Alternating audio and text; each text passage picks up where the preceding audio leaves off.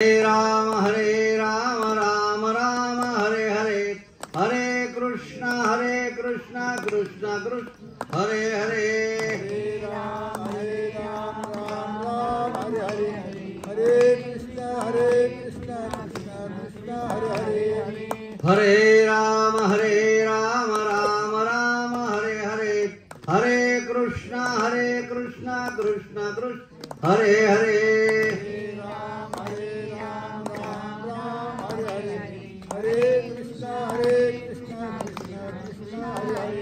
पुंडलिक वरदा हरि विठ्ठल श्री ज्ञानदेव तुकाराम पंढरीनाथ भगवान की जय, माऊली ज्ञानेश्वर महाराज की जय, गोपाल कृष्ण भगवान की जय, दत्तात्रेय जनार्दन श्री एकनाथ महाराज की जय, सद्गुरु जनार्दन स्वामी महाराज की जय, प्रभु रामचंद्र कपिरुद्र हनुमान की जय, सब संतान की जय, सद्गुरु मच्छिंद्रनाथ महाराज की जय, ब्रह्मानंद महाराज की जय, वक्रतुंड महाकाय सूर्यकोटि समप्रभा निर्विघ्नं कुरु मे देवो सर्वकार्येषु सर्वदा, मंगलम भगवान विष्णु मंगलम गरुड़ध्वज मंगलम पुंडरीकाक्ष मंगलाय तनोहरे, कृष्णाय वासुदेवाय हरे परमात्मने प्रणतक्लेशनाशाय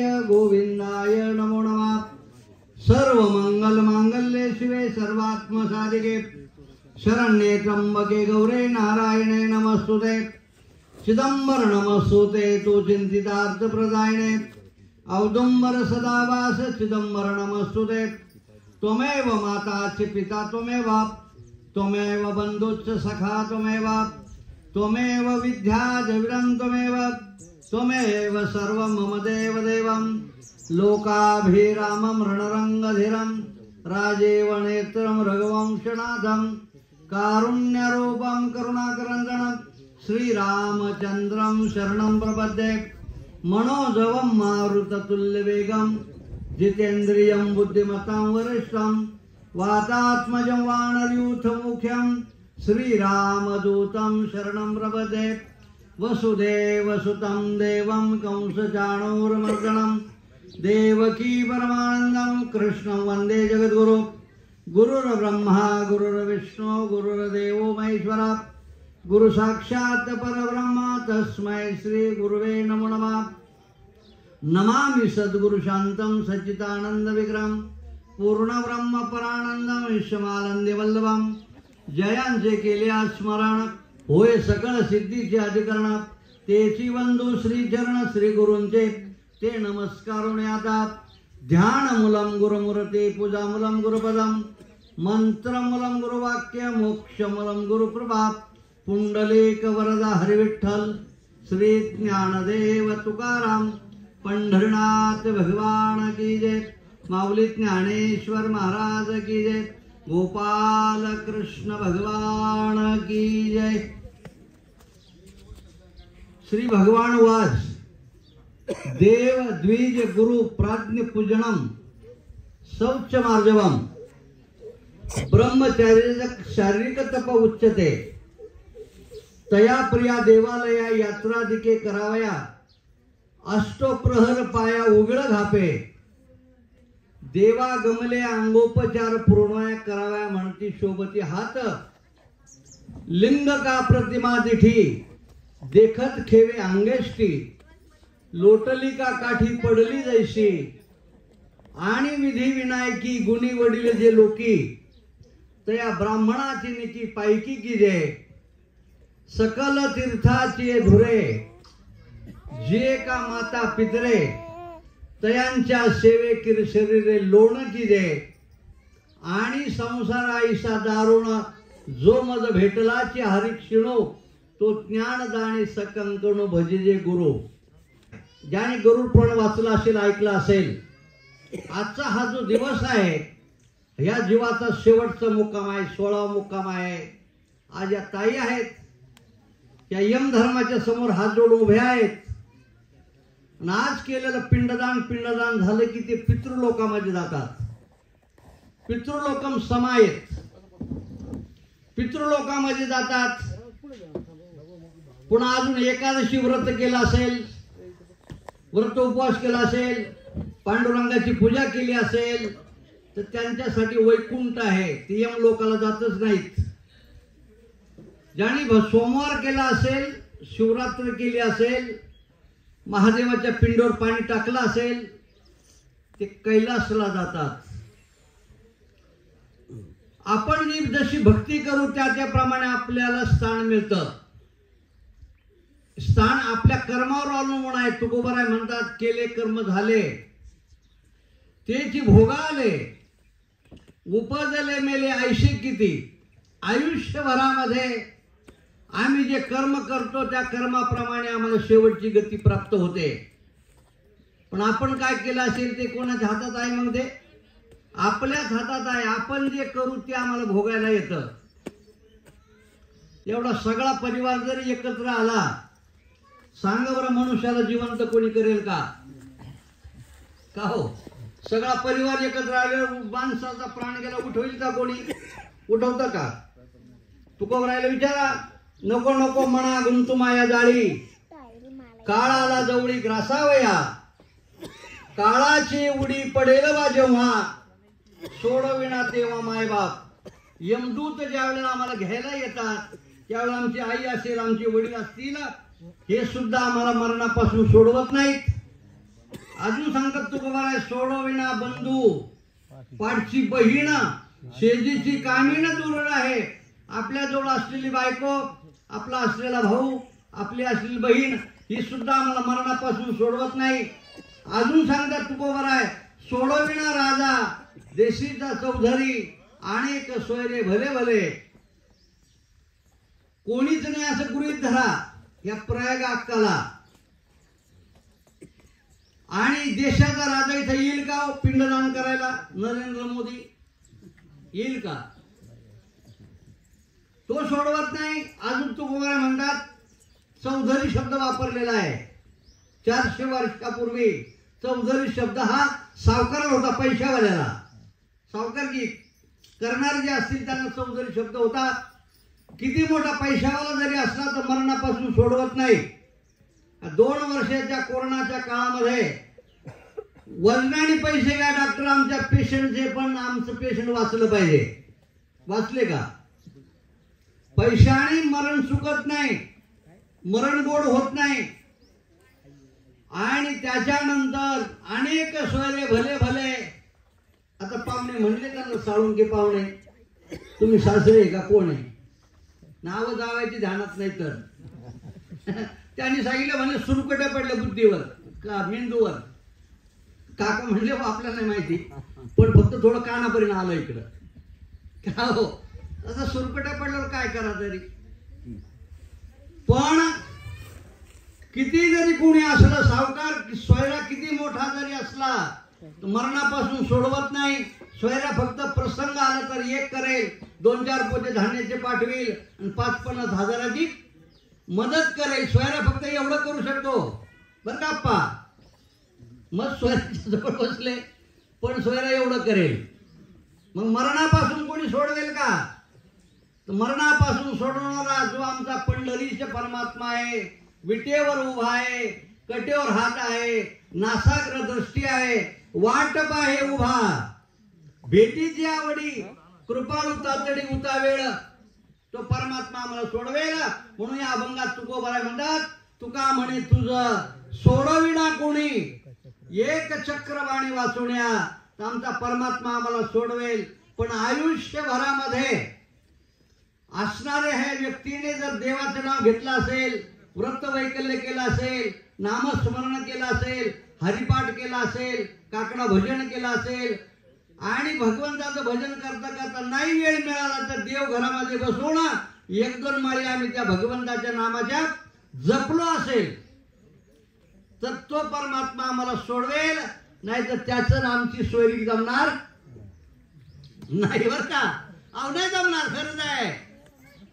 त्या भगवंताचं, त्या परमात्म्याचं आयुष्यभरामध्ये आमचा संबंध कसा आहे, दुसऱ्या भाऊंच्या भाषेमध्ये जर म्हणलं तर रिलेशन कसं आहे त्याचं आमचं.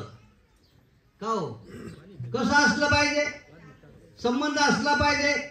एका मनुष्याचा मध्ये एक बंगला आणि 7-8 बंगले आजूबाजूने होते, पण ज्याचा मधी बंगला होता तो जरा माणूस खडूस होता. खडूस करतो तुम्हाला, खडूस होता. कोणाच्या असे करंगडून सुद्धा किंवा कोणी या जा बसलं तर अजिबात बोलत नव्हता, असा मनुष्य होता.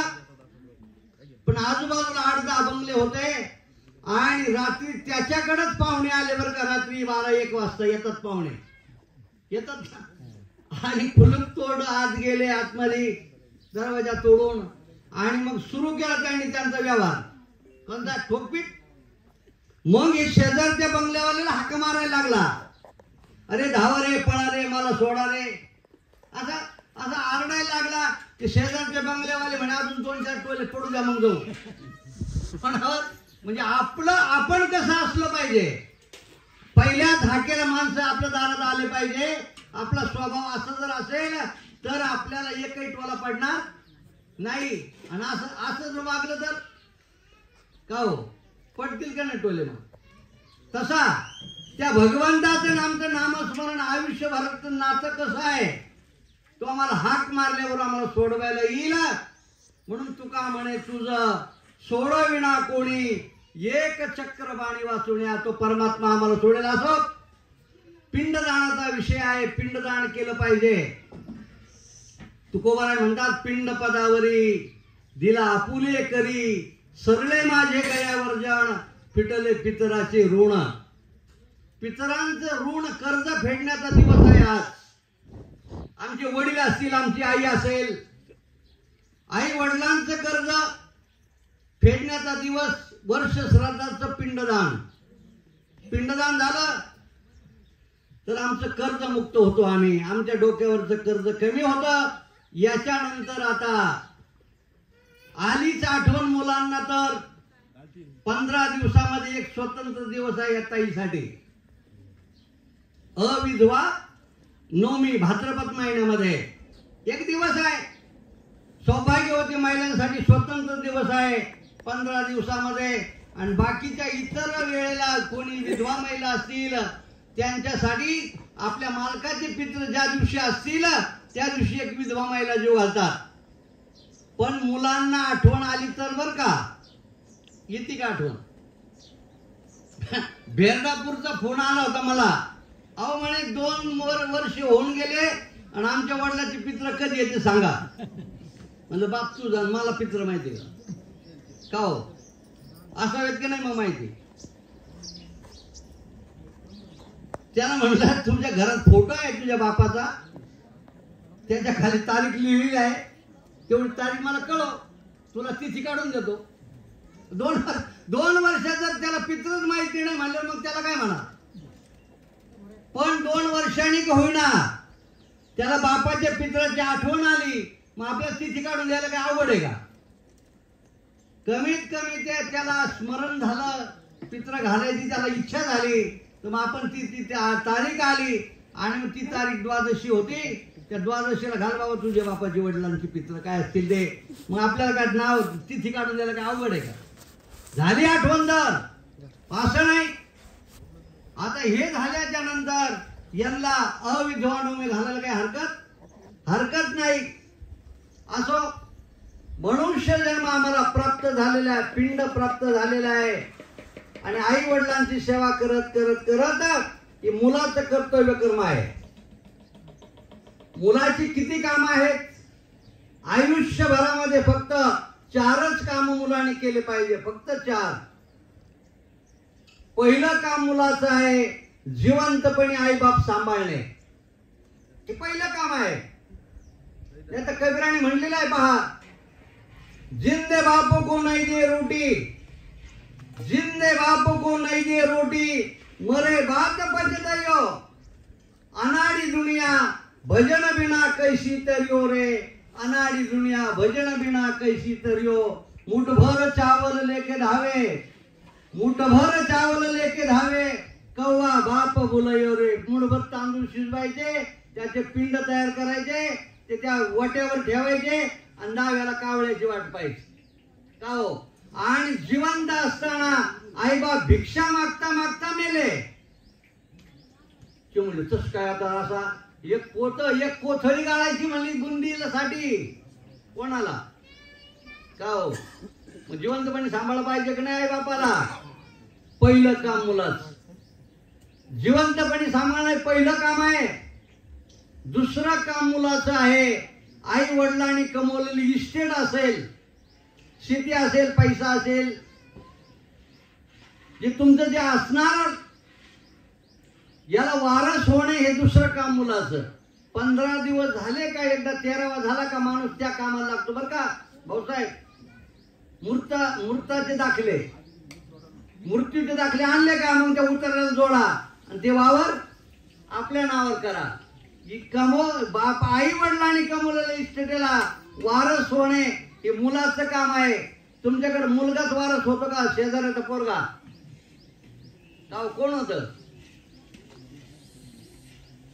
दुसरं काम आहे तिसरं काम आहे आम्हाला जाळण्यासाठी मुलगा पाहिजे कोणाच्या हाताने पेटवतात तो घरूनच दिसून येतो जाळायसाठी आम्हाला घरचा दिसतो त्या तवलीमध्ये भरतात आणि ते घेऊन जातात आम्हाला जाळण्यासाठी मुलगा पाहिजे मुलाच्या हाताने अग्नी काष्ट देतात अग्नी डाव देतात आणि चौथं काम आहे मुलाचं दशक्रिया विधीचं पिंडदान करा 12 महिन्यामध्ये 12 सुवासनी अथवा उपास करून जीव घाला असं करत करत करत वर्ष श्राद्ध येतं ज्या तिथीला प्राण गेला असेल त्या तिथीला महिना येईल आणि त्याच तिथीला पुन्हा श्राद्ध येईल श्राद्धाचं पिंडदान करा दहाव्याचं पिंडदान करा 12 महिने सुवासीन उपास करून जीव घाला एवढं केलं म्हणजे हे चारही काम मुलाची झाल्याच्या नंतर आई वडील आम्हाला पोट भरून आशीर्वाद देतात तोंड भरून आशीर्वाद देतात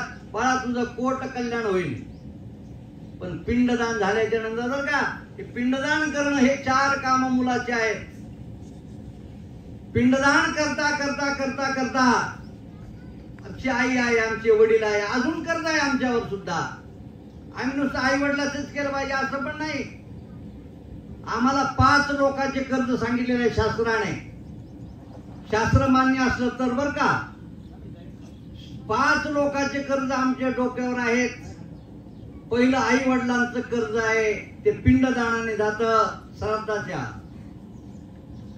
दुसरं पत्नीचं कर्ज आहे बायकोचं कर्ज आहे मावशा बायकोचं कर्ज राहतं का नवऱ्यावर राहतं का नाही माहित तुम्हाला तारा बलं चंद्र बलंद देव विद्या बलं दैव बलंद देव लक्ष्मी पद्यते मनसा स्मरामी आपले कुलस्वामी की चिंतन की जय वराडी सावचित्त वादंद्री सावचित्त कोण कोणाच्या गळ्यात माळा आधी घालतं फुलाची लग्न सरे चालू आहे म्हणलं पाहिजे तुम्ही पटकन का तुम्ही नवरा झालेच नाही कोण घालता आधी नवरी मुलगी आहे ना नवरदेव घालतो नवरीच्या गळ्यात नवरी मुलगी घालते ते पाहून घ्या आम्हाला ते पण पाहायला टाइम नाही बरं पाहुणे ते पाहायला नाही लग्न लागलं का लगेच पंथी धरा कोण कोणाच्या गळ्यात मला घालतं का हे काय पाहायची गरज नाही एवढ्या 15 वाड्या का हो नवरी मुलगी माळ घालते मग नवरदेव माळ घालतो अंतरपड बाजूला होतं अंतरपड बाजूला झाला की 50 एकराची मालकीन होती ती मुलगी अंतरपड बाजू झालं का काका 50 एकराची तिच्या बापाचं नाव बदलतं तिकडचं आडनाव बदलतं आपलं नाव लागतं आपलं कुळ गोत्र आपल्या गोत्रात येते आणि 50 एकराची मालकीन होती ती मुलगी 2-4 वेळा गेली आली इकडचा रांगरख पाहिला ती म्हणले तुमचं माझं आमचं नाही जमत आता चालली म्हणल्याच्या नंतर ती म्हणले तशी कस का जाईल एकदा दोनदा जाणे येणं चालू केलं तिने कोर्टात केस लावली तर 25 एकर तिच्या बापाचं झालं निकाल लागलं मग कर्ज आहे की नाही बायकोचं पत्नीचं कर्ज आमच्यावर आहे 2 नंबरचं पहिलं आई वडिलांचं आहे बायकोचं 2 नंबरला आहे बायकोचं कर्ज शास्त्राने सांगितलं कसं फेडा बायकोला 1 पुत्र प्राप्त झाला म्हणजे आम्हाला बायकोचं कर्ज मुक्त होतं याचा अर्थ असा पण नाही. रामकृष्ण हरी. एक मुलगा झाला म्हणजे ती बायको सोडून द्या दुसरी करा असा अर्थ आहे का? का हो? रामकृष्ण हरी. तसा अर्थ नाही तो. कर्जमुक्त झाला, एक मुलगा प्राप्त झाला म्हणजे आयुष्यभर ती बाई सांभाळावं लागेल. शास्त्र सांगताना आम्हाला पहा, संजू तात्या झांडपुरे ज्यांनी कीर्तनामधून सांगितलं होतं. इथं 2 कीर्तन त्यांना दिले होते. एकादशीच्या कीर्तनात सांगितलं, द्वादशी त्यांचं काल्याचं कीर्तन आहे त्यांचं होतं. मुलगा पाहिजे. मग मुलगा झाला की त्या बाईचं कर्ज मुक्त होतो. त्याच्यानंतर तिसरं कर्ज आमच्या मुलांचं आहे आमच्या डोक्यावर. त्याला चतुर्भुज करा. मुलगा असेल सुनबाई घरी आणा, मुलगी असेल जा, मुली जा दिल्या घरी सुखी राहा. मुलीचं लग्न करा, मुलाचं लग्न म्हणजे त्यांना चतुर्भुज करा. त्याच्यानंतर चौथं कर्ज सांगितलेलं आहे आमच्या सद्गुरूचं. ज्याने मोक्षाचा मार्ग दाखवला, रामकृष्ण हरी नावाचा मंत्र दिला. मार्ग दावून गेले आधी दयानिधी संत दे, तेणेचे पंथे चालू जाता, न पडे गुंता कुठे काही. आमचे सद्गुरू आहेत रामकृष्ण हरी. बसा. आणि मग अशा वेळेला सद्गुरूचं कर्ज कशाने फेडा म्हणले केलं बरोबर.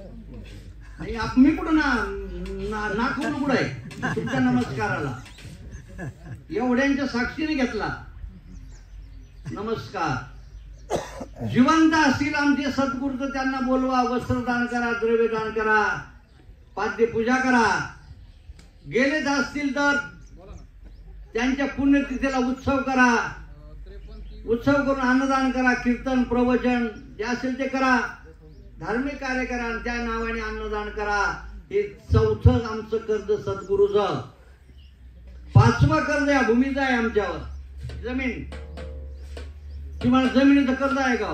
जमिनीचं पुढं कर्ज राहतं का आपल्याला? पाणी कोण देतं आम्हाला? जमिनीतून येतं. अन्न कोण देतं? जमीन देते. पाणी देते, अन्न जमीन देते. अन्न पाणी जमीन देते आम्हाला. आमच्या एवढ्या मोठ्या गाड्या कशावर पळतात? रागवली कधी. आता हे गावच्या बाजूला यांची वस्ती आहे. आजूबाजूला जर पाहिलं तर माणसं जातात तर घाण करून येतात. कंप्लीट केली का होती नाही कधी आपल्यावर? ही जमीन आहे, ही शेती आहे. हिचं पोट फाडलं, नांगरलं, पोट फाडलं तरी त्याच्यामध्ये गहू फुकला, वाफे बांधले, पाणी सोडलं, तिचं पोट फाडलं तरी तिने एकरी 20 पोते दिले आम्हाला. का हो? रागावली. भूमीचं कर्ज आमच्यावर आहे का नाही? आता भूमीचं कर्ज फेडणं थोडं अवघड आहे. आई वडिलांचं कर्ज पिंडदाणी जाईल, बायकोचं कर्ज मुलगा झाल्याने जाईल, मुलांचं कर्ज लग्न त्यांचं करून दिल्याने जाईल, गुरुचं कर्ज पुण्यतिथी केल्याने जाईल. पण पृथ्वीचं कर्ज कशाने जाईल? पृथ्वीचं कर्ज त्या शास्त्राने पंचमहाभूताचा संबंध लावला. पृथ्वी, आप, तेज, वायू आणि आकाश. हे पंचमहाभूतातून एका भूताला दिलं म्हणजे 5 वाटून घेतात सगळे. आपल्यासारखे एक नाही, मलाच मिळाला प्रसाद मग मी एकट्यानेच खायचा असं नाही त्यांचं. पंचमहाभूताचा आहे. एका भूताला दिलं की बाकीच्या 4 भूताला ते देतात. आणि मग त्यावेळेला ते देत असताना काय करा? आता इथं जुन्या मावश्या असतील चुलीवर स्वयंपाक करणाऱ्या, ते आधी एवढी चांकी भाजायच्या, त्याच्यानंतर थोडी मोठी, त्याच्यानंतर ह्याचा हाता एवढे 3 चांक्या आधी भाजल्या का पीठ मळण्यासाठी जे पाणी घेतलं जात होतं त्याच पाण्यामध्ये तो कुटका बुडवायचा आणि चुलीमध्ये टाकायचा. म्हणजे आग्नीला देत होते आधी. त्या मावश्या म्हणतील बाबा आता चुलीच नाही राहिल्या, आमच्याकडे सारा टिचकी मारलं चूल पेटते. लाईटर, गॅस, आमची शेगडी, त्याच्यावर भाकरीचा कुटका ठेवला तर त्या बर्नलचे छिद्र बंद होतील नाही का? म्हणतील का नाही? आता त्याच्यासाठी बर्नलचे छिद्र तुमचे बंद होत असतील तर चहा जर उकळला नका भाकरीचा कुटका ठेवू, पण चहामध्ये असं बुडबुडवा, असं शितोडा द्यायला काय हरकत आहे का? पण ध्यानातच नाही. अग्नीला अर्पण केल्याशिवाय आपण जेवण करू नये, आपण काही खाऊ नये. अग्नीचे अनंत उपकार आमच्यावर आहेत. अग्नी जर नसेल तर आम्ही पिठं खाल्ली असते का हो? काय खाल्लं असतं मग? कच्च्याचं पक्क करून कोण देतं आम्हाला? रामकृष्ण हरी. बस आप्पा आटोपलं का तिकडचं? खिचडी खाऊन आले का तसे झाले? आमची खिचडीचा प्रसाद होता. आपण विचारलं मागं पुढे काय विचारायचं हो? सगळ्या पाहुण्या एकदा विचारलं पाहिजे.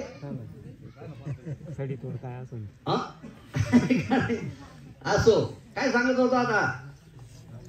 भूमीचं कर्ज ऐका. अग्नीला दिला म्हणजे पृथ्वीला मिळतं. त्यावेळेला असं चहाचा शितोडा दिला तरी त्याला प्राप्त होतो. कुटका टाकला तरी प्राप्त होतो या भूमीला. ते म्हणले बाबा आमच्याकडे चुलही नाही काय नाही ना, आम्ही ते चहा टाकत नाही. नका टाकू, काय हरकत नाही. पण वर्षातून 2 कार्यक्रम प्रत्येक गावामध्ये होतात. नवरात्रामध्ये देवीच्या मंदिरापुढे होम होतो. होम अष्टमीला होम झाला की एक श्रीफळ त्याच्यामध्ये नेऊन टाका त्या होमात. आणि गावामध्ये सप्ताह होतो यज्ञ, ज्ञान यज्ञ म्हणतात त्याला. ज्ञान यज्ञाच्या वेळी एक कुंड केलं जातं, त्याच्यामध्ये अग्नी प्रदीप्त केला जातो. प्रज्वलित अग्नी झाला म्हणजे त्याच्यामध्ये आम्ही एक श्रीफळ टाका. वर्षातून आपल्या कुटुंबातील 2 नारळ जरी त्या अग्नीमध्ये टाकले तर त्या अग्नीचं कर्ज जे आहे ते आमचं फिटल्या जातं. आमच्या डोक्यावरचं कर्ज कमी होतं आणि त्याचा जो भाग आहे हा पृथ्वीला मिळतो. म्हणजे पृथ्वीचं कर्ज आमच्या डोक्यावरचं कमी होतं. हे पंचमहाभूताचं कर्ज आहे ते होते. या ठिकाणी आता पुत्र प्राप्त पाहिजे. प्रत्येकाचा आग्रह तोच आहे. मुलगा पाहिजे, मुलगा पाहिजे, मुलगा पाहिजे. कशासाठी पाहिजे? तर आमचं पिंडदान करण्यासाठी मुलगा पाहिजे. कर्नाटकामधला पंपा सरोवर, त्या पंपा सरोवर असणारी ती नदी वाहते. त्या नदीच्या काठावर एक ब्राह्मण त्याचं नाव आहे आत्मदेव ब्राह्मण. भिक्षुकी करायचा. आता विवेक गुरु गेले ना, आता भिक्षुकी म्हणतात याला. पंचांग सांगणे, दावा करणे, श्राद्ध करणे, हे जे आहे ना काम करणारा जो असेल त्याला भिक्षुक म्हणतात. भिक्षुक करणारा ब्राह्मण होता. त्या ब्राह्मणाचं नाव आत्मदेव होतं. आणि तो आत्मदेव नावाचा ब्राह्मण, त्याला मुलगा पाहिजे होता. त्याला माहिती होतं मुलगा पाहिजे आणि त्या मुलाने आमचं पिंडदान केलं पाहिजे. पिंडदान केल्याशिवाय आमचा उद्धार होत नाही, म्हणून पिंडदान केलं पाहिजे. मुलांनी, संतानाने हे लक्षात ठेवलं पाहिजे. आपली आई आहे, आपले वडील आहे, आमचे चुलते आहे, आमचे आजोबा आहेत. याला अधिकारी सांगितले जातात. त्या गरुड पुराणामध्ये उत्तर कार्यक्रमात सुद्धा अधिकारी सांगितलेले आहेत. पहिला मुलगा सांगितलेला, मुलाने उत्तर कार्य करावं. मुलगा नाही त्याच्या भावाने करावं. भाऊ नाही, धाकटा थोरलाच नाही. त्याच्यानंतर मुलीला अधिकार दिलेला शास्त्राने उत्तर कार्य करायला, घागर फिरवायला, पाणी पाजायला मुलीला अधिकार दिलेला आहे. तुम्ही 4-5 वर्षापूर्वी पाहिलं असेल, घरी टीव्हीवर घरी बसल्या गोपीनाथ मुंडे तर घागर कोणी फिरवली? मुलीने फिरवली. मुलीला अधिकार आहे. आता परवा मागच्या महिन्यात बातमी होती पहा, माळवाड गावच्या 4 पोरी त्यांनी प्रेत नेलं. चुलत भावाला म्हणल्या नाही ये म्हणून, त्यांनी पाणी पाजून विधी सगळा केला. म्हणजे शास्त्राने सुद्धा मुलीला परवानगी दिलेली आहे. मुलीने उत्तर कार्य करावं. त्याच्यानंतर मुलीचा मुलगा कोणीच नाही इकडं, मुलीचा मुलगा असेल, मुलीच्या मुलाला उत्तर कार्य करायचा अधिकार दिलेला आहे. आमचे द्वारकेचे राजे 56 कोटी यादव एका वेळेला संपले प्रभास तीर्थावर. सरस्वती नदी आणि प्राची नदी दोघांच्या संबंधामध्ये मेळामध्ये प्रभास नावाचं तीर्थ आहे, त्याला आम्ही मातृगया म्हणतो. तिथं मोठ्या बिंदू सरोवर आहे. आईचं दान करायचं असेल पिंडदान तर मातृगाय म्हणतात त्याला, त्या ठिकाणी करतात। आणि वडिलाचं पिंडदान करायचं असेल त्या बिहारमध्ये करतात, ह्या गायला करतात। मग त्या ठिकाणी त्या बिंदू सरोवर आहे, त्या ठिकाणी सगळे 56 कोटी यादव एका वेळेला युद्ध करून, दारू पिऊन, मारामाऱ्या करून, तुम्ही म्हणा भगवान गोपालचे कृष्णाचे मुलं दारू पित होते का? शंका? एकनाथी भागवताचा 29वा अध्याय वाचून पहा, निजधाम गमन, भगवान निजधाम गमन त्याच्यामध्ये आहे। एका वेळेला सगळे यादव संपले, त्यांना शाप होता एका साधूचा, नैमिषारण्यामध्ये असणारा साधू, त्या साधूचा शाप होता। एक सांब नावाचा मुलगा होता जांबुवंतीचा, 16,108 बायका, प्रत्येकीला 10 मुलं, एक मुलगी, म्हणजे 11, प्रत्येकीला 11, 16,108 त्याला गुणिले 11 किती होतात भाऊ? आपलं गणित कच्च आहे, आपण कशाला त्याचे डोकं घाला? पूर्ण मतदारसंघ त्याचा कुटुंबातला, तिथं जर भगवान गोपाल कृष्ण उभे राहायचं निवडून येतील पडतील का? असा मतदारसंघ त्याचा आहे, इतके लोक आहेत, इतके मुलं आहेत। पण जांबुवंती नावाची बायको आहे, म्हणजे अश्वलीन, अश्वनील झालेला मुलगा, त्याचं नाव आहे सांब। पण विचित्र खूप होता, खूप विचित्र।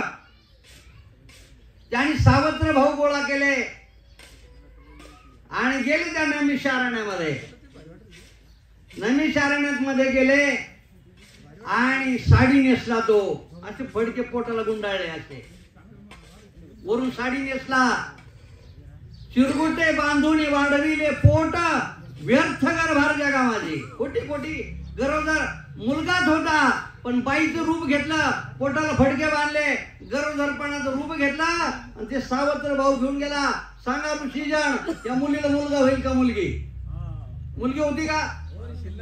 मुलगाच होता, पण छळण्याच्या उद्देशाने गेले, साधूचे छळण करू नये, पण त्या छळण्याच्या उद्देशाने गेल्यामुळं काय झालं, ते साधू होते हो, त्यांनी पाहिलं हे कपट आहे, पण मोठ्याची लेकर आहे, मोठ्याच्या पोराने जर काही केलं ना वाकडं तिकडं, ते म्हणजे मोठ्याच आहे, ते सोडून आहे ना। लहानचे गरीबाचं असलं मग पोलीस स्टेशनला फोन करा, उचलून घेऊन जा, त्या चांगलं चोपून काढा म्हणा, हो गरीबाच्या पोराला असं का? अरे मोठ्याचे भगवान गोपाल कृष्णाची मुलं होते ते, तो बिचारा काही म्हणला नाही साधू, पण ते म्हणले याला मुलगा होणार नाही, हिला, आणि मुलगा होणार नाही, मुलगी होणार नाही, हिच्या पोटी मुसळ जन्माला येईल। आणि त्याचा परिणाम पण सांगितला, हे मुसळ तुमच्या कुळाचा नाश करेल, परिणाम सांगून टाकला। साधू आहे, तपश्चर्या करणारे आहेत, आणि ते केल्याच्या नंतर बाहेर गेले बाजूला। कस काय या जोगड्यांचं कस काय खरं होतं पाहू आपण। बाजूला गेले, साडी सोडली, ते फडके बाजूला केले, एवढं 1.25 हात म्हणतात त्याला, एवढं मुसळ लोखंडी पडलं तिच्या पोटातून, त्या कपड्यातून पडलं। परिणाम सांगितला, हे आपल्या कुळाचा नाश करणार आहे ना। घेतलं त्याने, बाहेर नेलं, किसून काढलं, त्याचं पीठ तयार केलं आणि एवढा कुटका राहिला। आता मावशांना विचारतो, पूर्ण सगळं खोबरं किसतात का, पार नखाला किसने लागू सर किसतात? एवढा तुकडा राहिल्यावर पिंड्या आली त्याच्या हातामध्ये देऊन टाकतो, आहे का नाही? तसा एवढा तुकडा उरला, किस करून करून लोखंडाचा त्या पिठात टाकला, ते पीठ उचललं, त्या प्रभास नावाच्या तीर्थामध्ये टाकून दिला, त्याचे लोहाळे उगले। म्हणून लोहाळा मोडत नाही बरं का लवकर। लोहाळा कशाचा आहे? शापित लोखंडाच्या पिठाचा आहे, म्हणून लोहाळे मोडत नाही। लोहाळे उगले, असे वर आले त्या डोहात, महापुरे झाडे जाती तेथे लोहाळे वाटे, हा ते लोहाळे। आणि मग अशा वेळेला त्या सांगतो मी तुम्हाला, त्याला दुसरं कारण आहे सांगायला, ते लोहाळ्याचं, त्याला हिरिका नाव दिलं नाथ बाबाने एकनाथी भागवतामध्ये, त्या लोहळ्याला इरिका म्हणलेलं आहे. इरिकाशा वाढल्याच्या नंतर ते डोहात कोणी जात नव्हतं.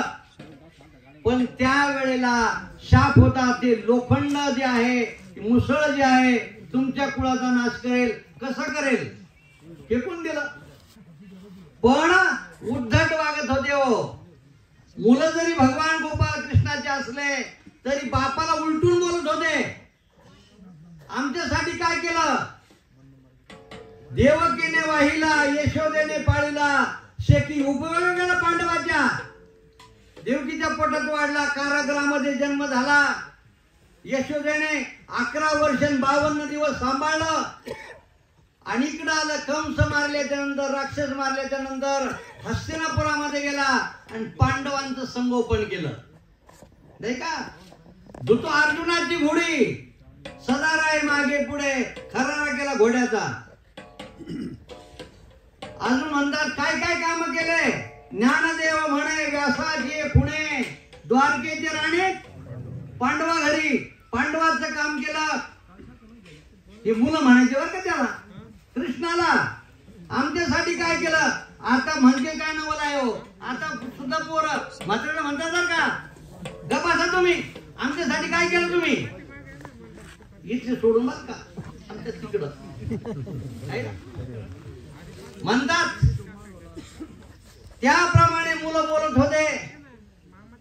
आणि मग त्या वेळेला वाईट वागणारे आपले मुलं आहे, एवढं मोठं आपलं संतान आहे, हे यांच्यासाठी, यांना मारण्यासाठी पुन्हा अवतार घ्यावा लागेल. आणि अवतार तर इथून पुढे घ्यायचा नाही. हे आपल्या डोळ्यात एकदा संपलं पाहिजे. एकच देव 8व्या अवतारामध्ये होऊन गेला. आपल्या डोळ्यात एकटा एवढा मोठा अवडंबर वाढवलं संतानाचं आणि आपल्या डोळ्यात एकटा संपवलं. केवढाच एक देव आहे 8व्या अवतार म्हणजे भगवान गोपाल कृष्णा. एवढे विश्व तयार केलं किंवा तेवढं द्वारका पूर्ण भरली यादवाने आणि आपल्या डोळ्यात एकटा संपून टाकले. भगवंताने विचार केला, आज सोमवार आहे, सोमवार आहे ना, सोमवार, आज सोमवार आहे का नाही? आज सोमवार आहे, अमावस्या आहे आणि आज सूर्यग्रहण आहे. सूर्यग्रहणाच्या पर्वणीवर आपल्याला द्वारकेमध्ये राहायचं नाही, आपल्याला प्रभास तीर्थावर जायचं आहे. कारण हे जर द्वारकेत मेले मारामाऱ्या करून तर यांचा उद्धार होईल. वाईट वागणाऱ्यांचा उद्धार झाला नाही पाहिजे, त्यांना फल प्राप्त झालं पाहिजे. म्हणून त्यांना सांगितलं या आजच्या दिवशी आपल्याला पर्वणी आहे, पर्वकाळ आहे, आपल्याला प्रभास तीर्थावर जायचं आहे. 1 महिना आधी जाहीर केलं. या एवढ्या मुलाने दारूचे गाडे भरले, गाडे भरून घेऊन गेले त्या प्रभास तीर्थावर आणि दारू पिता पिता पिता पिता भांडणं झाले. भांडणं होऊन मारामारी करू लागले, शस्त्रास्त्र संपले. आणि तिकडे डोहाकडे पाहिलं तर ते एरिकाशावर वाढून आलेल्या होत्या लोहाळ्याच्या. त्या लोहाळा तो असा एरिकावर वाढून आला. तिकडे पाहिलं ते लोहाळा उपटायचे, फेकून मारायचे एकमेकाला. एकमेकाच्या लोहाळ्याने मेले, शस्त्रास्त्राने मेले. यादव असे संपले.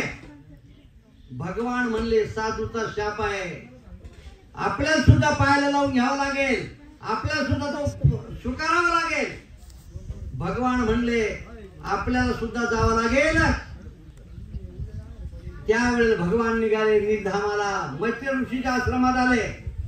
त्याच सरस्वती नदीच्या काठावर आहे मैत्री यांचा आश्रम. मैत्री ऋषीच्या आश्रमामध्ये आले आणि स्वामींना नमस्कार केला आणि त्यांना सांगितलं काका येतील इथं. कोण आहे महाभारतातले काका?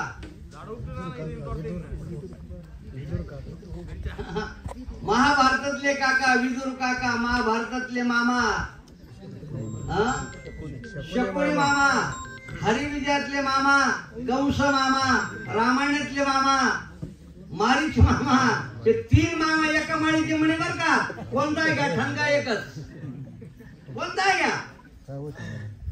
पण आमचे चौथे मामा होऊन गेले आळंदीला. त्यांनी एक जोग महाराजच्या नावाने संस्था स्थापन केली आणि इकडून एक पोरग टाकलं का 5 वर्षाने कमराला उपरणं बांधून कीर्तन करायला लागतं. मामासाहेब दांडेकर आहे का नाही? ते आमचे मामा. मग हे 3 बरे का ते 1 बरे का हो? ते काका येतील म्हणून सांगितलं आणि काकांना सांगा भगवान धामाला गेले एवढा निरोप द्या. भगवान गोपाल कृष्णाने जगद्गुरु उपाधी लागली. वसुदेव सुतम देवम कंस चाणूर मर्दनम देवकी परमानंदम कृष्णम वंदे जगद्गुरु. भगवान गोपाल कृष्ण हे जगाचे गुरु ही उपाधी आहे त्यांना. किती जगद्गुरु झाले आतापर्यंत? 3 झाले. चौथ्याने डोकं काढलं तिकडं ते रत्नागिरीकडं. डोकं काढलं आपल्या हाताने. ते आपल्या हाताने कोणी पदवी नाही दिली. भगवान गोपाल कृष्ण पहिले जगद्गुरु, दुसरे जगद्गुरु आद्य गुरु शंकराचार्य नाही का, आणि आमचे तिसरे जगद्गुरु आहेत जगद्गुरु तुका. अवतार नामयाचा संप्रदाय सकळांचा येथोनिया. हे 3 जगद्गुरु होऊन गेले. पण त्या वेळेला भगवान म्हणतात जगद्गुरु ही उपाधी आहे. पण भगवान गोपाल कृष्णाचे शिष्य विचारले तर किती? पहिला जो शिष्य आहे, पहिला असलेला जो शिष्य असेल तो अर्जुन आहे. मोह झाला रणांगणावर, भगवद्गीतेचा उपदेश केला. पहिला शिष्य जगायचं कसं हे सांगण्याचा उपदेश केला. हे अर्जुन पहिला शिष्य आहे. आणि दुसरा शिष्य जो झाला भगवान गोपाल कृष्णाचा उद्धव झाला. जीवन कसं संपवायचं, हे जगायचं कसं, हे मरायचं कसं, 11वा स्कंद म्हणजे एकनाथी भागवत ते उद्धवाला सांगितलेलं आहे. हे 2 झाले. आणि अर्धा शिष्य जो आहे आणि निरोपावरचा बर का ते आमचे विदुर काका. मैत्री ऋषींना सांगितलं विदुर काका इथे येतील, त्यांना फक्त एवढा निरोप द्या भगवान धामाला गेले. हा अर्धा निरोप. अर्धा शिष्य म्हणजे किती शिष्य झाले भगवंताचे? 2.5 शिष्य बर का. हे गुरुजीच्या मुखातले वाक्य. गुरुजी सांगायचे माझ्याकडे काय नाही दुसरं बर का, हे तुमचंच आहे आणि तुमचंच तुमच्या पुढे मग वाढायचं आहे. गुरुजींनी सांगायचे. गुरुजी सांगायचे 2.5 शिष्य जगद्गुरु उपाधी आहे. त्यावेळेला निघाले, सांगितलं निरोबा आणि निघाले. प्रवास करताना वर गेले असे आणि एका पिंपळाच्या वृक्षाला पाठ लावून बसले. हा डावा गुडगा उभा केला, उजव्या पोटी त्याच्यावर टेकवले पायाचे असे. असं दृश्य झालं. सूर्योदयाची वेळ होती. असे झाड होते, झाडातून सूर्यकिरण त्या तळपायावर पडत होते. असे लाल बुंद दिसत होते. पण ते पीठ जे आहे ना त्या मुसळाचं त्याच्यातला जो थोडा तुकडा उरलेला होता तो एका माशाने गिळला होता. तो मासा एका कोळ्याने पकडला होता. बाकीच्या अनेक माशामध्ये तो आला. बाकीचे विकायला नेले. नेमका तोच घरी राहिला. तो मुलीला सांगितलं स्वयंपाक कर. त्या कोळ्याने स्वयंपाक केला. त्या बाईने मुलीने कापायला गेली मासा, त्याच्यामध्ये लोखंड निघालं. माशाच्या पोटात जे काय निघालं असेल ते त्या लोकांना जास्त प्रिय राहतं. तिने म्हणले बाबा बाबा बाबा माशाच्या पोटात हे लोखंड निघालं, तुम्ही दिलेलं माशाच्या एवढं लोखंड निघालं. तुम्ही आण बाई आण. ते नमस्कार केलं त्याला. कोण कशाला नमस्कार करेल सांगता येत नाही. नमस्कार केला. तुम्हाला याचा बाण तर काय होणार नाही, पण त्याची शेंबी तयार केली. बैलाच्या शिंगामध्ये घालतो ना आपण, तर शेंबी तयार केली. आणि मग मनात म्हणला माझ्या मनासारखी शिकार मला ज्या वेळेला प्राप्त होईल त्यावेळेला बाणाच्या टोकाला ती शेंबी लावील, ती शिकार मी करेल. भात्यामध्ये टाकून ठेवला. शिकार करायचा भिल्ला आहे, व्याज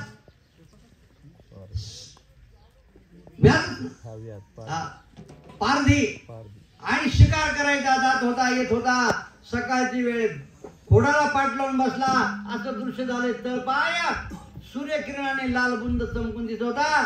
त्याला वाटलं हरणाचं तोंड असलं पाहिजे, हे हरणाचं खुर असलं पाहिजे. आपल्या मनासारखी शिकार आपल्याला आज प्राप्त झाली म्हणल्याच्या नंतर त्याने ती शेंबी काढली, बाणाला जोडली, सू करून बाण सोडला आमच्या भगवान गोपाळ कृष्णाच्या पायाला. रक्ताची धार पाठ लावून बसलेले आहेत. म्हणजे आमच्या भगवंताने सुद्धा, विश्वाचा मालक आहे, त्याने सुद्धा साधूचे शब्द खोटे होऊ दिले नाही. त्याने सुद्धा तो शाप आपल्या पायाला लावून घेतला. त्या मुसळाच्या त्या तुकड्याचा लावून घेतला. रक्त पडू लागलं. आपल्या मनासारखी शिकार प्राप्त झाली म्हणून पळत गेला. गेल्याच्या नंतर पाहिलं तर स्वयं सरकार, ज्याचं अन्न आम्ही खाल्लं, ज्याच्या आशेवर आम्ही जगलो, रामकृष्ण हरी, ज्याच्या आशेवर आम्ही जगलो, ज्यांचे अनंत उपकार आमच्यावर आहेत, असे असणारे भगवान रामकृष्ण हरी. बता, ज्याचं अन्न आम्ही खाल्लं त्याच्याच पायाला आम्ही बाण मारला, त्याची शिकार केली. म्हणून भगवंताने मूक भाषेने, मूक भाषा म्हणजे खुनाने पाठ लावलेली होती. त्याला सांगितलं शोक करू नको, दुःख मानू नको, तुझा काही चूक नाही, तुझा काही दोष नाही, हे माझं कर्म आहे.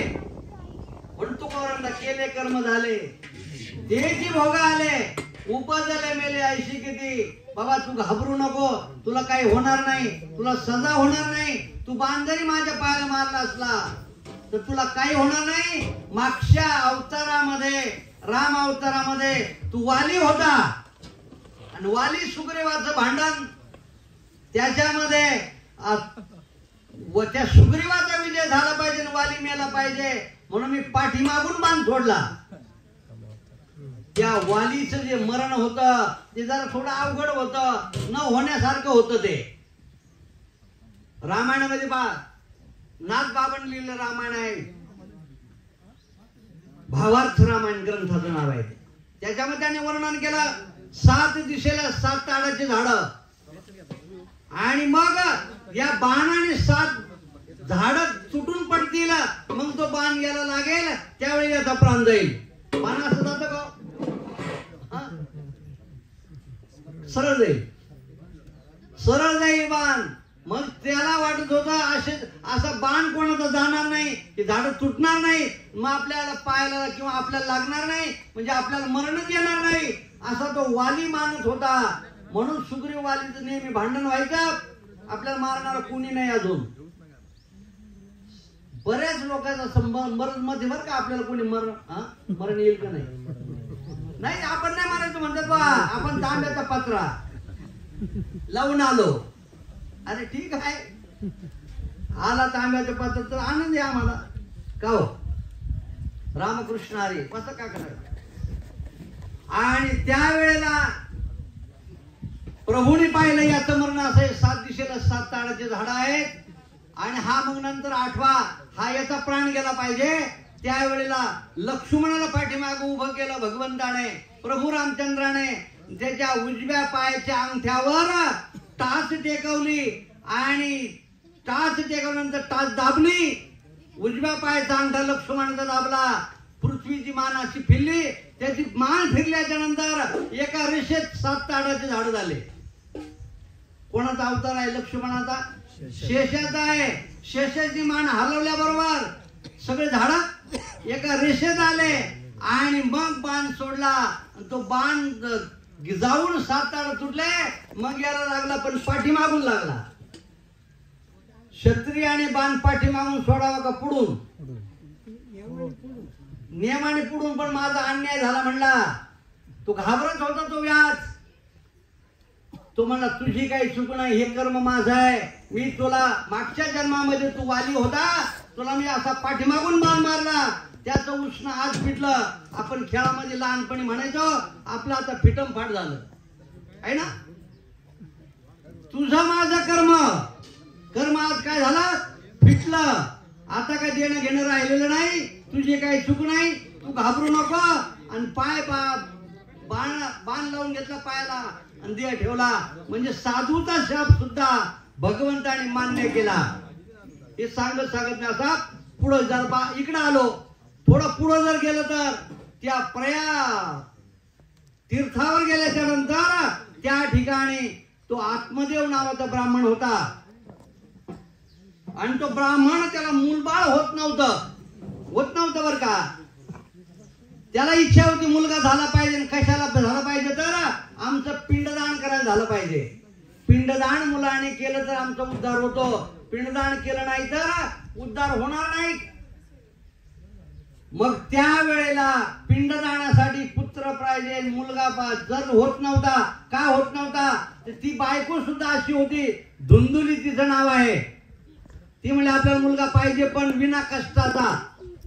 बाळतच व्हायचं नाही, शिशू काढायची नाही, त्याला न्हाणायचं नाही, त्याची टाळू भरायचे नाही. टाळू भरतात ना, न टाळू भरता, आंघोळ न घालता, शिशू बाजूला, बाळ ते न धुता, पण मुलगा झाला पाहिजे. होईल का? हे एवढं काम न करता मुलगा होईल का ताई? अशी ती होती. मुलगा पाहिजे होता, याला तर मुलगा पाहिजेच होता पिंडदान करण्यासाठी. गेला, ते काय होत नव्हतं, जमत नव्हतं, ते गर्भधारणच होत नव्हती. वैतागला, कंटाळला आणि गेला का डोहावर, आणि डोहावर गेला, पाय सोडून बसला असा आत्महत्या करायला. सगळ्यात मोठं पाप असेल तर आत्महत्या. मिळालेलं आपल्याला आयुष्य आहे ते अशा पद्धतीने संपू नये.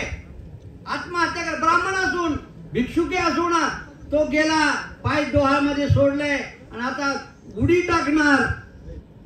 त्याला म्हणतात भाग्याचा उदय तेने जोडे संत पाय.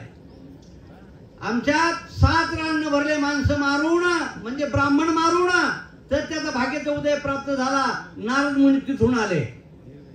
किंवा भाग्याचा उदय अजून झाला, एक साधू तिथं आला त्या आजामेळाच्या झोपडीवर. अजामेळ पापराशी नामे नेला वैकुंठाशी. आजामेळाचं ते झालं, वाल्या कोळ्याचं ते झालं, आणि ह्या आत्मदेव ब्राह्मणचं ते झालं. त्याचा भाग्योदय प्राप्त झाला. एक साधू तिकून जात होता, याने पाय सोडले, आता पाण्यामध्ये पडणार, आत्महत्या करणार. त्याचं गचांड मागून धरलं. आमचं गचांड गावामध्ये पुढून धरतात बर का. आमच्या गावामध्ये पुढून धरतात गचांडी.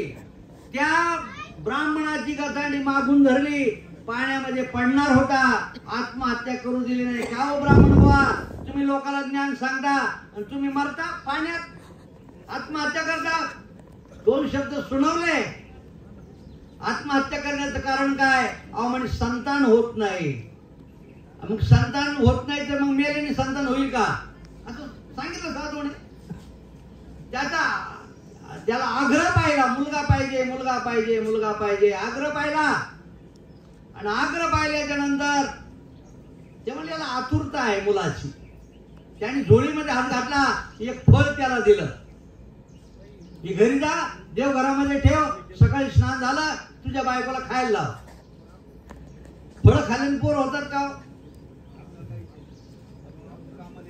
फळ खाल्ल्याने, राख खाल्ल्याने, खीर खाल्ल्याने झाले नाही का? मग चंद्रगिरी नावाचं गाव आहे ना, आमच्या मच्छिंद्रनाथ राख दिली. त्या बाईने नाही खाली, उकंड्या टाकली, तिथं गोरक्षण जन्माला आले. राखीने आला की झाला का नाही मुलगा? खिरीने झाला का नाही? राम लक्ष्मण भरत शत्रुघ्न कशाचे आहेत? पायस नाव आहे त्याला, त्या खिरीला. खिरीचाच प्रसाद आहे.